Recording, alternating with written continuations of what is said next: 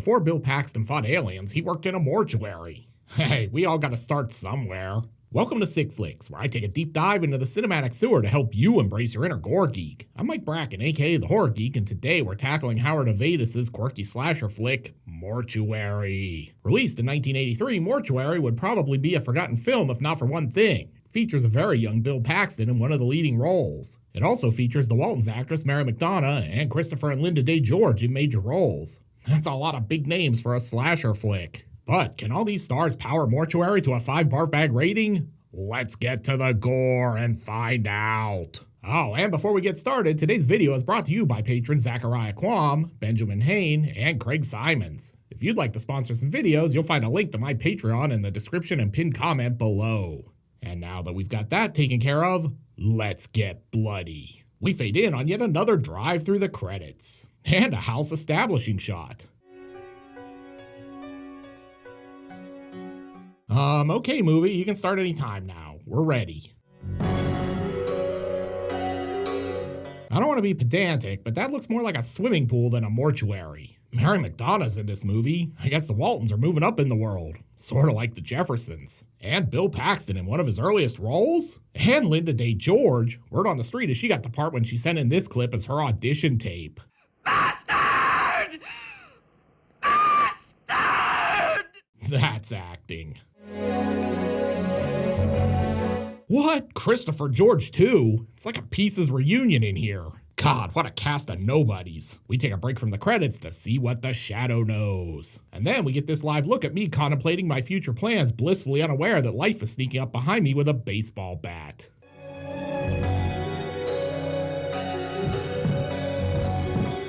Look, I'm no Tommy Lasorda, but this guy's got a hitch in his swing.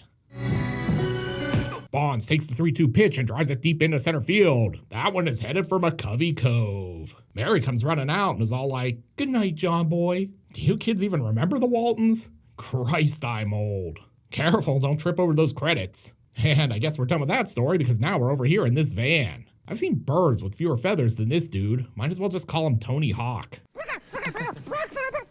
See, even Budget Greg Brady is getting in on the whole bird thing. Tonight, on a very special episode of 8 is Enough, Budget Greg Brady and an ancillary Van Patten kid pull a B&E. Come on in, I've got all the black market hair care products you'll ever need in here. Man, this place really is like Amazon before the internet. You can get tires, a busted antique wheelchair, and brand new coffins. Well, some of them are new anyway. They head further in and Greg starts playing with his wand. Hell yeah. No, not like that, you pervs. I mean, he's playing with his embalming tool. What's all this embalming stuff doing here? I don't know, maybe it's a mortuary. They find even more stuff inside this coffin. Top hat, streamers, cake topper, Chekhov's M16. This seems normal. They're about to head out, but before they can go, they find Christopher George downstairs running a cult. My accountant told me if I perform religious rites down here, I can stop paying taxes. Look, I'm as confused about all of this as you are. We've had a baseball bat murder, casual shoplifting, and now synchronized satanic ritual practice. I sure hope Mortuary picks a plot and sticks with it soon. I will say though, this goth version of YMCA is way better than the original. Greg heads back out to get the tires, but only finds this corpse. And really, the arm hanging out was a dead giveaway. But things are about to get really interesting as this killer cultist emerges from a stack of tires? I'll spare you my complaints about the improbability of this, but needless to say, this kill feels flat. I got caught stealing tires once. The cops made me watch this movie as punishment. I will say it's convenient that he got murdered in a place full of coffins, though. Budget Vince Van Patten, which is basically just real Vince Van Patten most likely, is looking for Greg, but all he finds is this jump scare. Come on, Josh. And someone steals his ride. Hey, Josh! You could say he's been abandoned. And then we jump over here, where it's suddenly night and he's riding around with Christy. Where do you want to go? Well, I'd like to stop and pick up some hair product. Feathers are looking a little droopy. And if you found yourself thinking, you know what would really tie this random ass movie together? Some roller skating. Well, you're in luck. I've seen lots of roller rink scenes in movies, but this might be the only time I've ever seen a parking at the roller rink scene. God damn, this song is terrible. And inside, we get this riveting scene with Joey from Friday the 13th: A New Beginning, Flo from Alice, and Chachi. That's like 3 Christ I'm Olds right there. Oh no, I think I gotta work recycling tray. Yeah, in the back seat. Joey, you bitch. Anyway, since they didn't get any answers at the skating rink, they decide to roll out. This really is pretty much a perfect recreation of 1983. Roller skating, fancy designer jeans, feathered hair. All we need now is like a Rubik's Cube.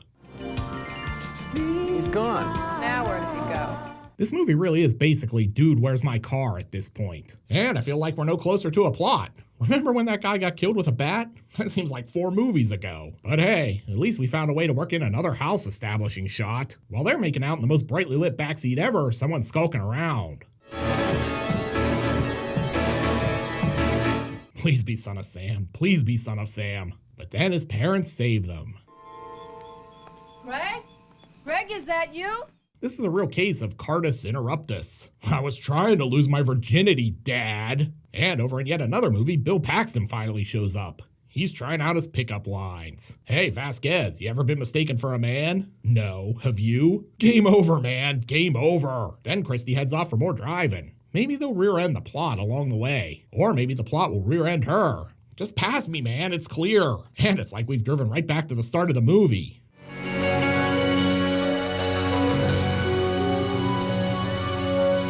Just kill me now.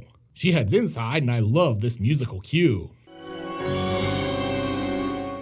Ah yes, my old nemesis, the pool. We meet again.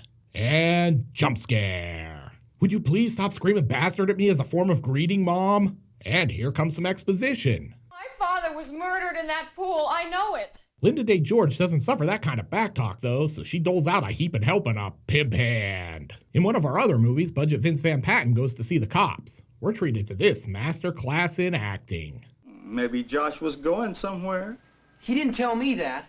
Sheriff, I told you all I know. Someone should be arrested for these terrible performances. But before that, you and Josh saw Mr. Andrews here holding a seance with a group of women, right? Right. Luckily, Christopher George here has an alibi. I was on the set of Pieces that whole time. Afterwards, they're like, what kind of product do you think he's using to get his hair to do that? And house establishing shot.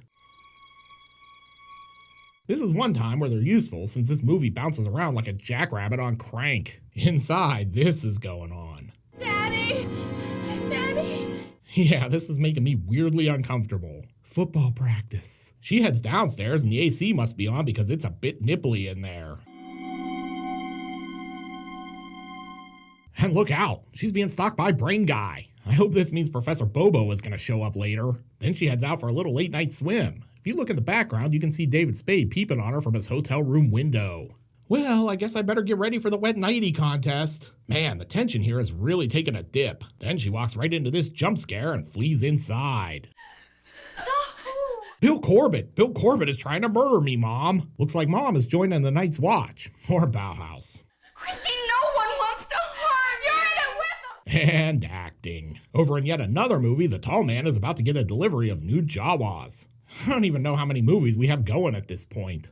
Vince Van Patten and Christy are about to fulfill every goth's fantasy of doing it in the cemetery, but here comes Bill Paxton. Mind if I join in? I'd really like to butter your muffin. He gets shot down, but then prances off with this parting shot. You two donkey dicks couldn't get laid in a morgue.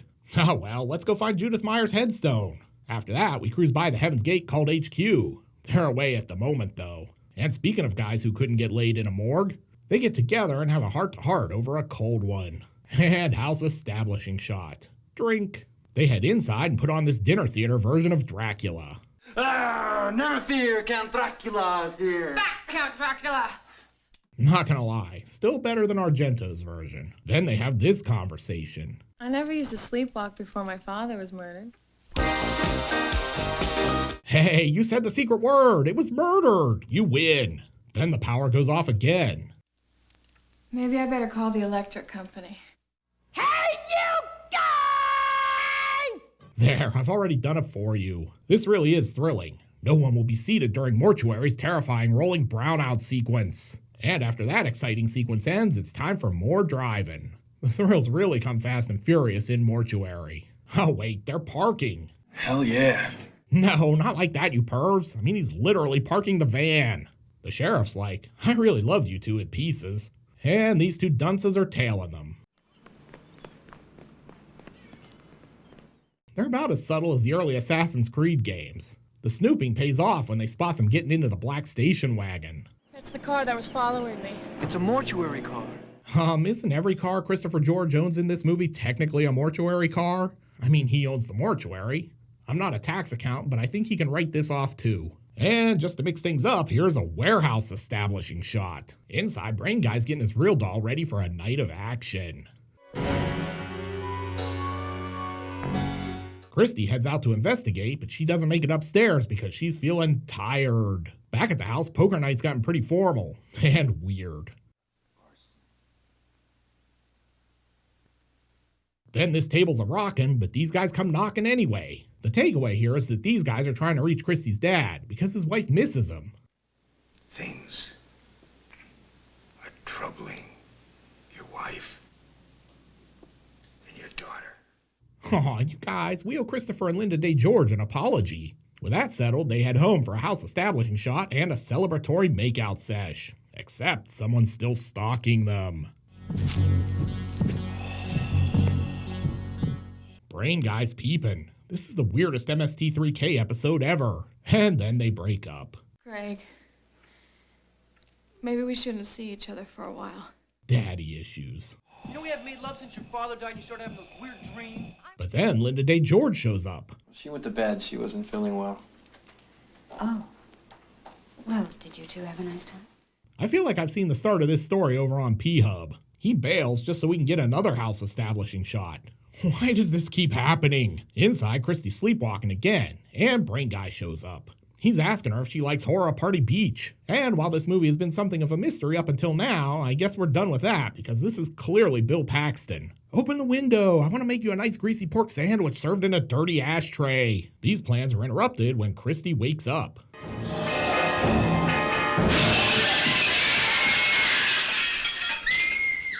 Then Mom shows up. The same man who tried to kill me the other night. He had a black cape on, he tried to kill me. Dracula? No, Bill Corbett. Then we get some exposition. Honey, Paul is psychotic. We didn't think he was dangerous. He was your father's patient. He got much worse after his mother committed suicide.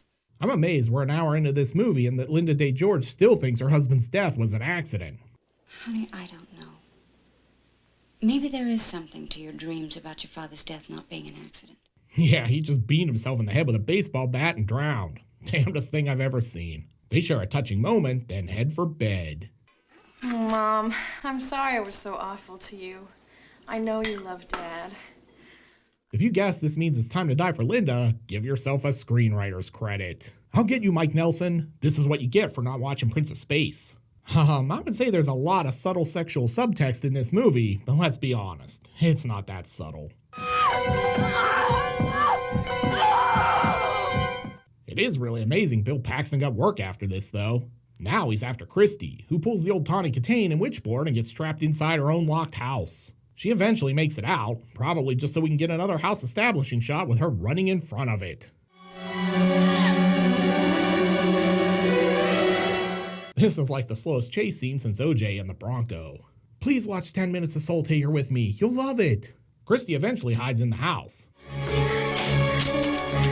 Yeah, lock the screen door. I'll slow him down for all of 3 seconds. Good plan. And another shot of her running past the house. My God, we paid for this location, so we're gonna get it in the shot. Back in the house, she's calling director Howard Avedis. Hey, Howard, this movie is called Mortuary. Can we, maybe shoot some scenes in a mortuary? And jump scare.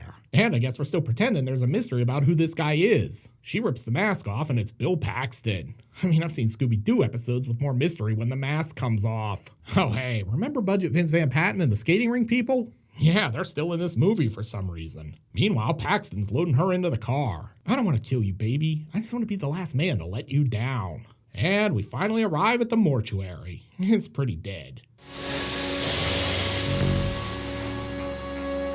And say what you will, but Paxton's smart. Being a mortician is quite the undertaking. People are dying to see you, but it's a tough way to earn a living. There's some stiff competition in that field.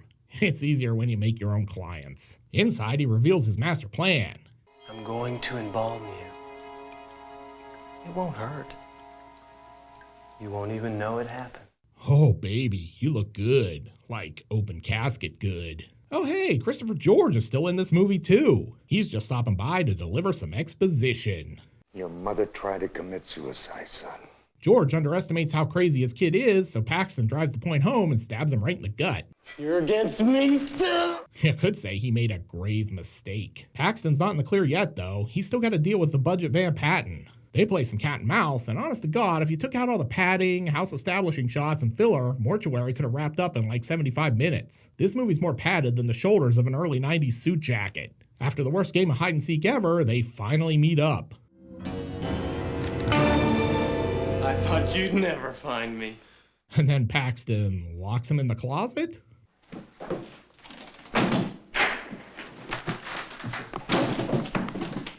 Not gonna lie, this feels anticlimactic. Paxton then takes a break to pretend he's Marley Marl and conduct a symphony. You just never know what you're gonna get on this channel. I mean, where else do you get a horror movie review that references the Juice Crew? Oh, he just wandered onto the set of Stage Fright. He should probably stick to embalming. The crowd here looks pretty dead. These performances are a little stiff. And this is a big exposition dump. The woman in the casket at the start of the movie is Paxton's mom, and she's not actually dead. No one knows you're here. We faked your death. But before the wedding can get started, Greg shows up, and he's got an axe to grind. And then Chekhov's M16 makes its big appearance. Who knew that was actually going to pay off from the first act? Here we see why they cast Pacino in Scarface and not budget Vince Van Patten. Stay back or I'll blow your head off. But look out, Christie's sleepwalking again. In fact, you could say she's sleepwalking through this scene. Then she channels her inner Lizzie Borden and acts as Paxton for a divorce. And that's a happy ending, right? Not so fast. It's the 80s. You know the stinger ending is coming. Wait for it.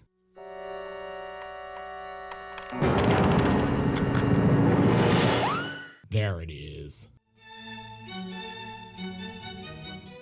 And that was Mortuary. By 1983, slasher films were starting to dominate the genre, and Mortuary basically got lost in the shuffle. It made a little over $4 million at the box office, but isn't nearly as well remembered as other slashers from that year. Sadly, it's mostly remembered for being Christopher George's final role. The actor passed away in November of '83 after suffering a heart attack. He was only 52. The film's story is a mishmash of weird ideas, but the Georges and a very young Bill Paxton make this one watchable despite the padding and the half-baked plot. But can Mortuary fill 5 barf bags with body parts? Let's go to the gore card. In terms of gross anatomy, Mortuary is pretty light. We get the baseball bat beaning, multiple stabbings with the embalming tool, and an axe murder. Compared to many of its slasher brethren, Mortuary is pretty tame on the gore front. Because of that, I'm giving this one a disappointing 2 barf bag rating. Mortuary isn't a sick flick, but I'm a sucker for these wacky early 80s oddball slashers. Looking for another kooky 80s slasher? Then be sure to check out my review of Edge of the Axe. You'll find a link here on the screen during my outtakes. I'll meet you over there. Until next time, I'm Mike Bracken, aka the Horror Geek, bringing you all the splatter that matters. They're about to head out, but before they can go, off to a good start. We've had a baseball bat murder, casual shoplifting, and now synchronized. Can't even read my own scripts. Look, I'm as confused about all of this as you are. We've had a baseball bat murder, casual shoplifting, and now synchronized boy, that's hard to say. Budget Vince Van Patten, which is basically just real Vince Van. God damn, why can you not say these names? But hey, we found a way to work another house of style. Oh my god, this recording is a disaster. Vince Van Patten and Christie are about to fulfill every goth's fantasy of doing it in the cemetery, but here comes fuck. Actually, the fuck comes later. I would say there's a lot of subtle sexual I would say there's a subtle sexual subtext is not easy to say. Oh hey, remember budget Vince Van Patten? Vince Van Patten is hard to say, so there will be no more jokes about Vince Van Patten in future episodes.